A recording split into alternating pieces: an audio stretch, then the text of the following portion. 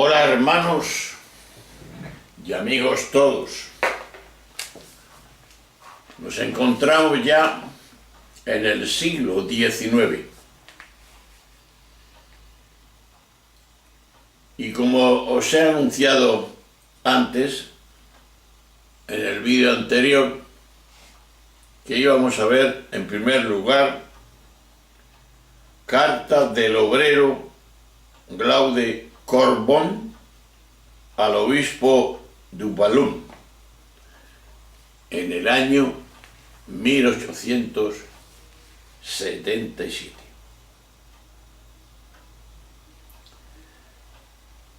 Decía así: nos habéis apostrofado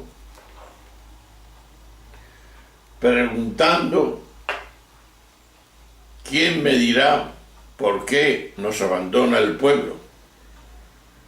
Pues bien, os abandonamos porque vosotros nos abandonasteis hace algunos siglos. No pretendo decir que nos hayáis rehusado las ayudas de la religión. Lo que quiero decir es que habéis abandonado nuestra causa temporal y que vuestro influjo se ha dirigido a impedir nuestra redención social más que a favorecerla. Y sin embargo, debo reconocer gustoso que hubo un tiempo en que, a diferencia de lo que hacéis hoy, solíais identificar vuestra causa con la nuestra. Luego cambió nuestra enseñanza, sobre todo la dirigida a las clases bajas. Se procuró expresamente apartarlas de toda idea de redención en este mundo. Solo le recomendó más que la sumisión absoluta a todos los poderes establecidos, con la condición de que fueran devotos de la Iglesia. Se les hizo creer que la más absoluta resignación a su miserable suerte era agradable a Dios. ¡Qué blasfemia! O empeñasteis en hacerles pensar que cuanto más se resignaran a ser humillados, pisoteados, aplastados en este mundo, tanto más se engranería una feliz compensación en la otra vida. ¡Qué error, Señor!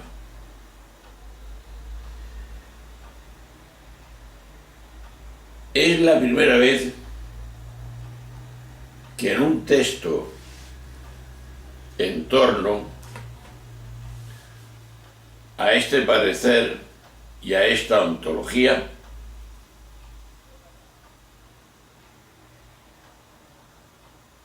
sería la pregunta a hacerse: ¿cuáles son las causas de ese cambio? Daniel Roth señala entre ellas la abstracción cortesana de casi todos los obispos de nuestro tiempo. Así, un cardenal de Astros no ve en la triste desigualdad de las condiciones más que el orden de la providencia. Ignoramos si Calmal leyó las pastorales de Monseñor Astros. En todo caso, habría hallado en ellas excelentes citas para probar que la religión, como dijo, es el opio del pueblo. Pero el despertar de los católicos a las preocupaciones sociales ocurre al margen y era triste y será triste al margen de la jerarquía. Añadamos las tergiversaciones de la Revolución Francesa, que acaba reducida a una revolución burguesa, como la independencia de América Latina, desvinculando lo que la canción decía: libertad, igualdad y fraternidad. En su matriz cristiana y persiguiendo a la Iglesia, pese a que en los estados generales del 1789 había casi una tercera parte del clero, lo cual hace que la misma Iglesia se dedique más a defenderse a sí misma que a defender a los oprimidos de la nación, de la naciente revolución industrial que se estaba dando. Ello explica que carácter excepcional y el valor de los tres testimonios que ahora no podemos dejar de expresar. Vayamos por el primer testimonio. Es de Frédéric Ozanam. Dice así: la cuestión que en nuestros días divide a los hombres ya no es una cuestión política, sino una cuestión social. Si la sociedad no será más que una explotación monumental en beneficio de los más fuertes, o una consagración de cada uno al bien de todos y sobre todo a la protección de los más débiles. Pero hay muchos hombres que tienen demasiado y siguen queriendo tener más. Hay otros muchos que no tienen bastante, que no tienen nada y están dispuestos a arrebatar si no se les da. Entre ambas clases de hombres están preparándose, y eso se ve, una lucha. Amenaza con ser terrible. Por un lado, el poder del oro, por el otro, el poder de la desesperación. Cada día vemos que se va haciendo más profunda la división que ha nacido en la sociedad. No hay que correr mucho, lo estamos ya viendo y sigue viéndose en este año concreto que estamos realizando estas reflexiones, el año 2018. Ya no son las opiniones políticas lo que divide a los hombres, sino los intereses más que las opiniones. Aquí, el campo de los ricos, ahí el de los pobres. En el primero, un egoísmo que quiere tenerlo todo. En el otro, un egoísmo que querría arrebatarlo todo, y entre ambos, un odio irreconciliable. Gentes de bien se han dicho que habéis salvado a Francia, habéis aplastado la revuelta, pero os queda todavía un enemigo, al quien no conocéis suficientemente, de quien no os gusta que os hable, del que nosotros hemos decidido hablaros. ¿Te imaginas qué era? La miseria. Sacerdotes, es de justicia reconocer que amáis a los pobres de vuestras parroquias, que acogéis con claridad al menesteroso con toda vuestra puerta abierta y que no hacéis esperar cuando llaman a la cabecera de vuestro lecho. Pero ha llegado la hora de preocuparos más de esos otros pobres que no mendigan, que viven ordinariamente de su trabajo, agotan el crédito que todavía os queda entre tantas familias cristianas, presionadas a tiempo y a destiempo. Están seguros de que forzándolas a ellas mismas se desnuden. Les ahorréis el disgusto de ser desnudados por manos más rudas que las vuestras. No os asustéis cuando los malos ricos, irritados por vuestras palabras, os traten de comunistas, igual que antaño trataban a San Bernardo de fanático y de insensato. Decía él: ricos, la previsión tiene sus límites, y aquel que nos enseñó a pedir el pan de cada día nunca nos aconsejó que nos aseguramos 10 años de lujo. Representantes del pueblo, decía, vuestro trabajo no servirá ni para un día si descuidáis este problema formidable de la miseria que no soporta más retrasos. Dios no hace a los pobres, es la libertad humana lo que hace a los pobres. Y líbrenos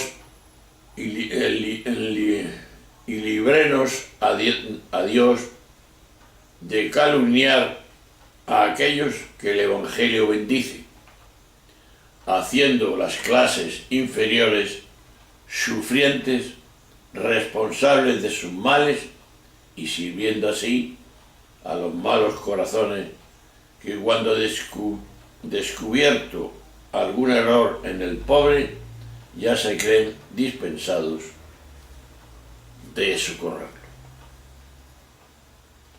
Hoy y hay explotación siempre que el patrón considera al obrero no como un socio, como un auxiliar, sino como un instrumento del que hay que sacar el mayor rendimiento posible al menos precio posible. Y la explotación del hombre por el hombre es esclavitud y trata de blancas. Aquí nos vamos a quedar para seguir ofreciendo la voz de un obispo que se llamaba Ketteler.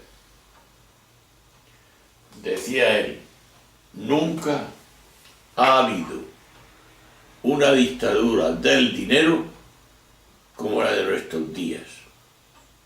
y es perceptible la estrecha vinculación de ese poder del dinero y el liberalismo reinante. Atrae hacia sí a todos los ricos del mundo para calcular medios con los que aumentar todo lo posible el disfrute de lo material, y con esa lógica le parece absolutamente correcto que el 90% de la humanidad, excluido de toda satisfacción material, viva solo para servir al disfrute del 10% de elegidos, para facilitárselo hasta la saciedad. El liberalismo quiere hacer a todos iguales, pero en lugar de cumplir esa promesa, ha creado una diferencia entre los hombres mayor que todas las antiguas. La supresión de las jerarquías sociales no sirve para nada, mientras la propiedad en manos de unos pocos destroce toda igualdad entre los hombres en todos los campos de la vida humana. El liberalismo destroza incluso la igualdad ante la ley. Hay que decirlo fuerte, porque ya no es posible engañarse sobre el hecho de que toda la existencia de la casi totalidad de la clase trabajadora, lo cual significa de la gran trabajadora, la mayoría de los hombres de los estados modernos, está expuesta a las oscilaciones del mercado y del precio de las mercancías para la supervivencia de sus familias y para resolver el problema cotidiano del pan necesario. Pues no conozco nada más digno de acusación que este estado de cosas. Este es el mercado de esclavos que nuestra Europa liberal, configurado según el patrón de nuestro liberalismo ilustrado.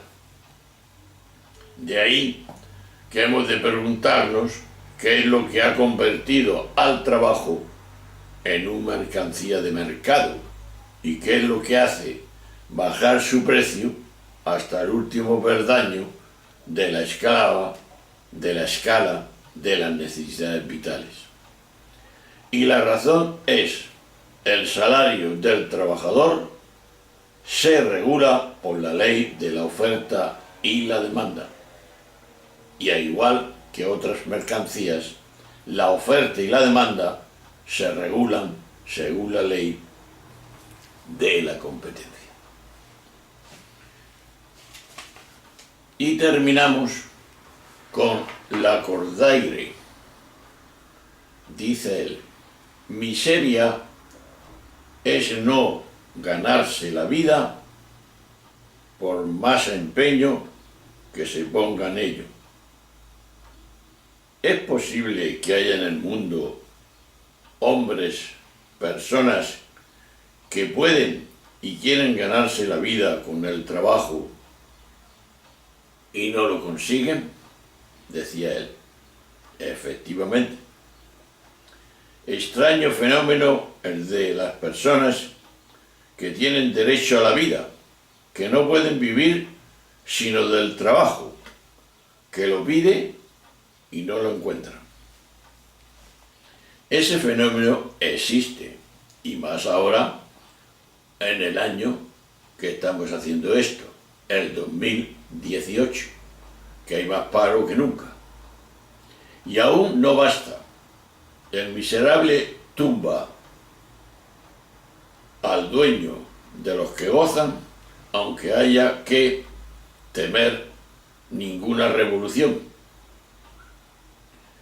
Es molesto para quien vive en edificios bien acondicionados e iluminados, gozando de magníficos espectáculos, pensar que quizá a la puerta de la calle haya lázaros que se contentan con unas migajas de pan y que las tienen porque nadie se las da, que no tienen ni eso. Lo natural será deshacerse de esa miseria que tiene el atrevimiento de existir y de perturbar sus goces y sus placeres. No hay en el mundo a lo que Dios maldiga más que el lujo. Y el lujo es la ruina de la limosna, la ruina de la familia, la ruina de las necesidades y de las sociedades. Las cosas tienen su límite en las necesidades que Dios ha querido. Pero las necesidades que Dios no ha querido, las que ha creado nuestra vanidad, esas no tienen límites. Jesús de Nazaret, y es nuestro ejemplo, donde tenemos que ver, quiso que la Iglesia fuese pobre, como lo había sido Él. No le formó patrimonio en la tierra. El pobre es un misterio en la Iglesia. La razón jamás podrá admitir la dignidad del pobre. El pobre es un sacramento que no exige de nosotros preparación alguna, sino que nos comunica la gracia y nos dispone a recibir otros sacramentos. Ahí está. Dejamos esa edad del barroco que ya vimos. Hemos dejado también el siglo XIX y entramos ya, en el próximo vídeo, entraremos a los siglos que estamos viviendo ahora. Estamos en el siglo XXI, pues veremos el siglo XX y el siglo XXI. Y ahí vemos cómo los grandes pensadores, teólogos, filósofos y toda índole de personas que nos iluminaron y nos iluminan para vivir y hacer que la miseria, que todos los pobres desaparezcan y todos seamos iguales y mirados según la dignidad que Dios nos ha puesto en esta tierra para ser iguales. Un abrazo, hasta la próxima, nos veremos pronto. Adiós.